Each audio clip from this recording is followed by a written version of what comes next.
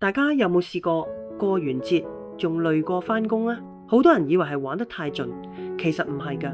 真正嘅原因係你嘅心神仲喺出面周圍飄，未返到屋企。你諗下先，放假嗰幾日係咪晚晚聚會，不停刷手機、約飯局，個腦就好似盞長明燈，24小時都着住。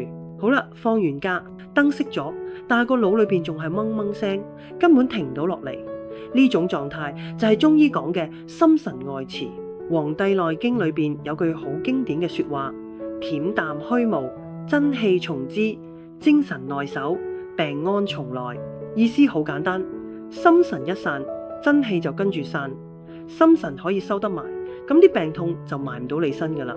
現代研究仲發現，當你思緒可以靜落嚟嗰陣，大腦電波會變翻後生狀態，連免疫力都會提升噶。個心神就好似成間屋嘅總掣，總掣唔穩，成間屋都會斷電。心神守得穩，個身體先至有天然保護罩，真氣行得順，邪氣先至入唔到。真正嘅養生唔係做更多嘢去對抗疲勞，而係學識為心神撳個暫停掣，令內在嘅氣血有序流動。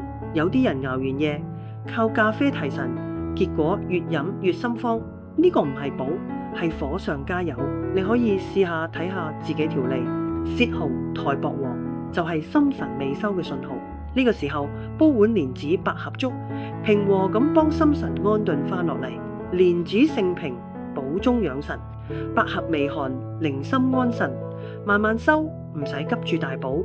今晚瞓覺之前，試下放低電話10分鐘，觀察下自己嘅呼吸，或者煲碗溫和嘅蓮子百合粥，用最平和嘅方式幫心神安翻屋企。